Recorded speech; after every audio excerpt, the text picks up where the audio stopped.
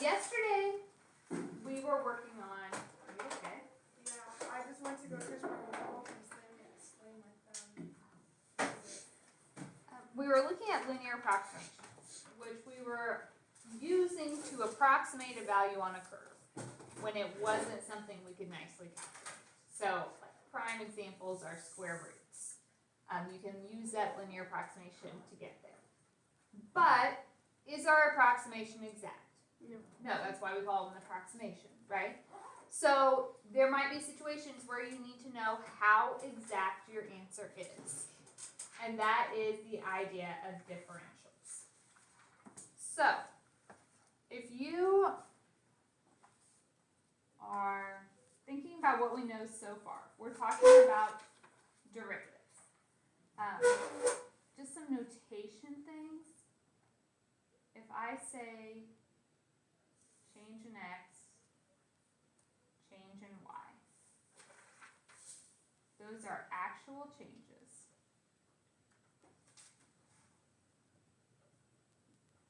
In x and y on the curve. So those are the actual values of the original function. I put a picture on the next slide to kind of illustrate this. So the blue line, or blue is my curve, my original function. The pink here is my linear approximation. So if I'm talking about two different points, my change in x is the x difference between those points. The change in y is the y difference between those 2 points on the blue curve itself. Okay? Now, if I'm looking at the line to approximate this, the change in x is the same. It's the y that's different, right? So the differential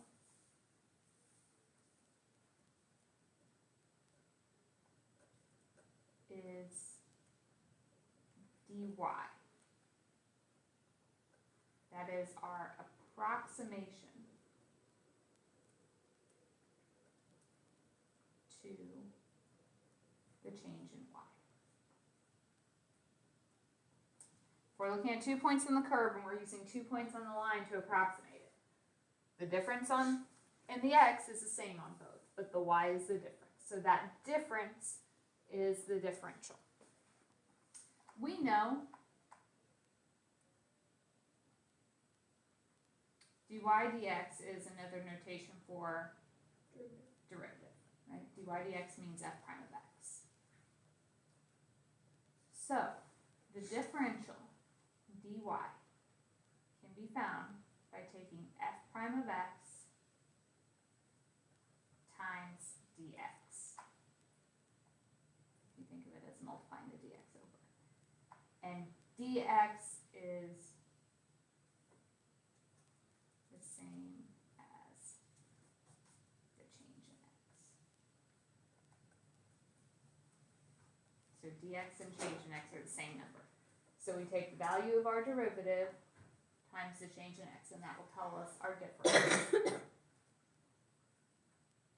All right, so there's a lot of different notations here. We have change in x, change in y, dx, dy, so it seems like a lot. Change in x, change in y are on the real curve. Dx and change in x are the same. Dy is a change in y on the line, not the curve. Okay. So if I ask you to compare the values of change in y and dy, change in y is going to be the real difference. Dy is from my linear approximation. If y is equal to this function, and part A, x is changing from 2 to 2.05. So for part A, if I'm finding the actual change in y, that is from the curve itself, correct? So we would have to know the actual values of f of 2 and f of 2.05. And how do we get those? Plug them into the equation. So if I put in 2, 8,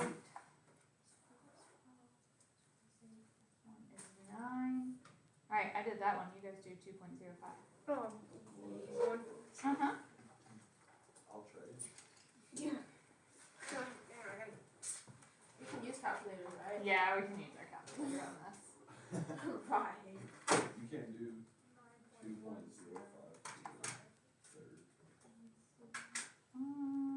That is not what I got. Did you plug in 2.5 by chance, or 2? I got 31.1051. Oh, I hit. What did I do? Fourth wrong. Oh, I didn't add. I missed an addition. Yeah. I just multiplied the first two together. Let the real pro step You in. shut your mouth. I got 9.717625. Why did insert not Yeah, insert? that's what I got. So the actual change in y, what would I have to do to those two numbers? Subtract them. So we take our ending value minus our beginning value, because it was from 2, so 2 is where we ended. So I'm doing f of 2.05 minus my f of 2. And we get 0.717625. Right, that is the actual amount the y increases. So now let's look at our differential and see if we use that linear approximation, how much would we be off? Okay. So the differential, dy, is f prime of x times dx. So first of all, what is f prime of x? 3x squared plus 2x minus 2. When I am looking, x is our beginning value. So where did this x value start? 2. 2. dx is the amount that x changed. What happened to my x? 0.05. So x is what we started at. We went at 0.05. If my starting point was at 2 and I ended at 1.95, we Minus would have a negative 0.05. Okay.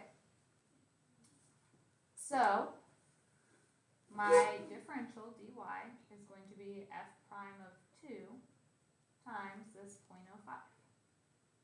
So f prime of 2, if I put a 2 into my derivative, what do we get out? 12. Wait, no. 12? Yeah. Pretty sure? Shoot. I went too No. fast and stopped It paying is, 14. it is 14. Okay. Times 0.05. 7. So my differential is this points. Okay. Yeah, point 0.7. This does not look right. I don't do decimals in my head when I do math. Those are pretend. So the true increase was 7.17625. Yeah. This tells me if I'd used my line, my increase would have been 0.7. So are they pretty close? Yeah, my differential was pretty close to the actual change. What is the point of this? Like, is there gonna be like a? Is it gonna make sense later on, like why we're doing The this? next problem, I'm going to give you an application Okay. to kind of show you why it might make sense. Okay, that was A. Do you have a question, Angela? I don't know. Okay. I don't know what I would. dx is the same thing as saying change in x. So what happened to your x? Your I was x gonna ask increased. why was the A nothing, but I realized A, B nothing. Yeah. Okay. Breathing out. I think I gave you guys space to work another one. So we're doing the exact same thing, but I'm changing. This time we are going to go starting at 2 and ending at 2.01. So my f of 2 is still 9. We're also going to need f of 2.01.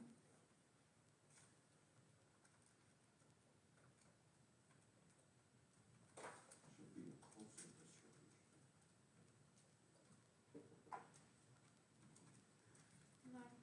9.140701. I got 11.15071. Nope. Okay, I'll just stop trying to do math. It's fine. Besides, like I didn't put a parenthesis. I got 17.2. You're wrong. Wait. It was minus 2x. Oh, there was an extra, wait. No, What that, helps it is star. wait. Well, you know, we're not allowed to use calculators, so I don't know how they work anymore. No, Leo. so, I figured it out, what I did wrong. Potentially. You want us to show the work of the subtracting? Did you get 9.14? So- Okay, yeah. Change in y, we're taking our ending point minus our beginning point. So that's the 9.140701 minus our 9. So the actual change in y,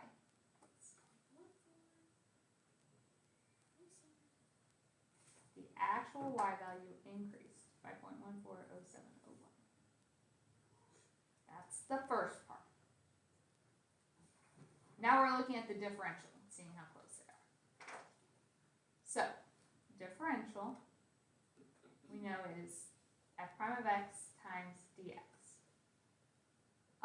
What is my x, my beginning value? 2. dx, how does my x change? So dy is f prime of 2, which we already worked out the derivative up here. I don't need to re-show that, right? So if I plug in my 2, we're still getting 14 for f prime of 2 times 0.01, and our dy is, Wait, am I dumb? How did we get 14? Did we not plug the 2 back in? Did we plug we the... put 2 into the derivative. I did too. I don't know why I didn't do that right. Interesting. Oh, I just put... Never mind. I just put 9 instead of... My brain was like, well, we just did 9. So it's 9. So, we can see the actual difference in the 2. What's happening then as for the first one versus the second one? Which one are they closer together? The second one. The second one. Why are these closer together? Because they're closer to the value of 2. Right. Closer to the curve. So, smaller values in the change of x will cause dy to be closer to the change of y. So the closer our x is to the starting x, the closer dy will be, which we already kind of talked about yesterday, right? That our linear approximation was better for really close values and it got further away as we had bigger values. So this is just a more mathematical way of stating something that we've already seen.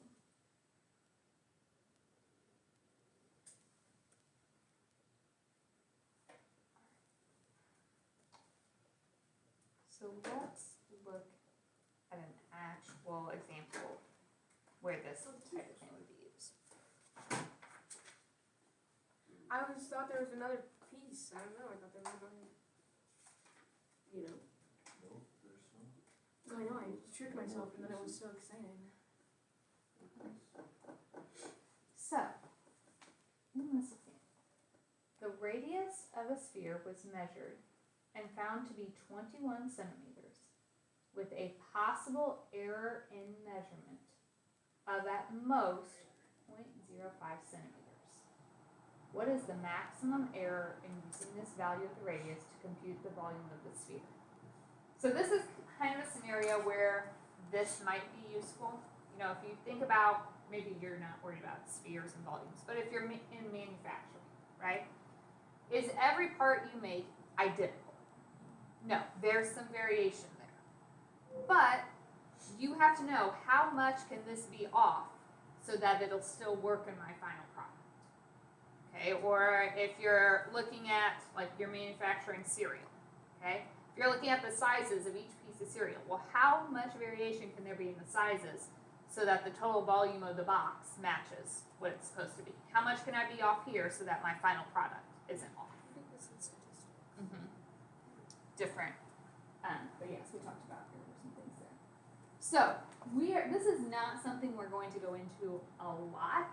We're kind of just touching on it here, but that is kind of some background on where that might be used. So in this scenario, first of all, if I'm talking about volume of a sphere, how do we find volume of a sphere? 3/4 or something. Close, flip it. 4/3. Third. 4/3 pi r cubed. You guys are trying to do a mixture of a sphere and a cone there, I think. But I hear Carson Sam in my head, but they all blends together. the things we know. My radius is what? 21. 21. But is there a possibility we were off a little bit? Yes. How far off can it be? 0.05. That's our differential. That is our Change. Oh, so we're using ours. r for radius instead of x and y's. Okay, so my radius could be off by 5/100. I am trying to find the maximum error in volume. So what I'm looking for is my dV. Okay, if my radius is off by 5/100, how much will my volume be off by? So this time we're not finding the actual. So like the previous problem, I had you first find the actual amount. We're not doing that. We're just doing the differential one. So we need a derivative if we're going to do a differential. Okay? Will this be dv or dv? Or, no. Well, okay, so here, that's a good point. One way, there's a couple ways we can think about this. One option is, if you want to think about it, we're doing the derivative would be in terms of r, because r is the radius, so it's dv dr. You don't have to write it like this, but if you did, r is the variable. So 3 comes down, 4/3 times 3, giving me 4 pi r squared. So my actual differential dv is 4 pi r squared dr. This one was you care if I wrote, the little tick, like E prime. Why do you want to do that so bad?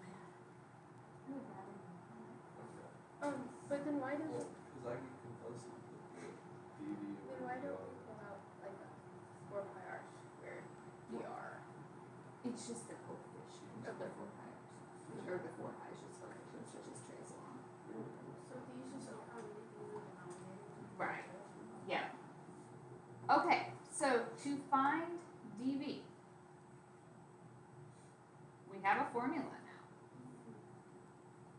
So we have 4 pi, what is my r? 21 squared times, what's my dr? Alright, I'm not going to multiply out, well, let's just go ahead, it's going to be ugly no matter what. Let's go ahead and multiply everything including the pi. Including the pi, I know, it's just crazy today. There's pi on this calculator. I have 277. Where's the pi buds? 8, 8, 4, I found the pi buds. 277. Yeah, 2, 7, 0, 8, 8, 4, 7, 2. What is the maximum error in the value? So the maximum error in our volume is about 277, what was I in? Centimeters, so cubic centimeters. So if my radius is off by 5/100, my volume will be off by 277 cubic centimeters. That's a lot. That is a lot. So if you don't want your volume to be off by that, what's going to have to be true about your radius? Has to be It has to be closer to 21. You'll have to be more precise in your radius measurement. Wow, really? Just that tiny little Mhm. 0.05? Well, because it adds, like, if you're thinking about cereal, that adds up. Yeah. So this is just kind of an example of that. So the calculation itself isn't hard. It's just your derivative times the error in that variable. So maximum error is even if you tell us 0.05, we should try it with 0.02. Because I'm That's not, what I'm talking about. yeah, I'm just only want the biggest possible. So the biggest possible error would happen when you have the biggest possible error in the radius. All right. Any questions there? So are actually ready to finish our homework. The last ones, I think problem 35, it may have asked you to do a couple different things. Because it also asks about relative area, and we are not doing relative area. So that's why I said maximum error only on those. And that's what we What's just did. relative area? That's a whole other discussion. It's not Are we required. gonna do, oh, Um, learn on it. the first few problems, like question 11, it's just asking you to find the differential. And I don't want you to overthink that, right? So let's do number 12 together real quick. It's not one of your required problems, but the directions are just find the difference.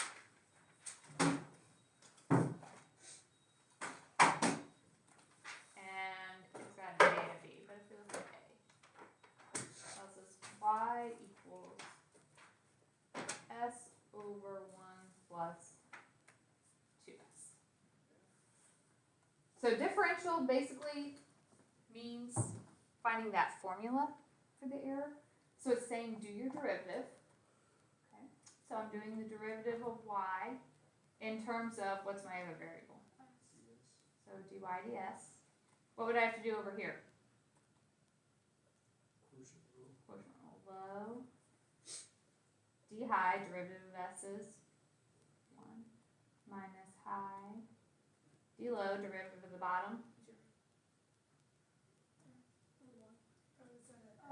Oh, Yeah, sorry. sorry. That's why I switched to cursive s's here. I realized it looked. So that's 1 plus 2s on the bottom. No, 1 plus 2s squared. So dy ds is 1 plus 2s minus 2s equal 1 plus 2s squared. Oh my gosh. And then your actual notation for the differential, you just multiply over the ds. So it's just finding the derivative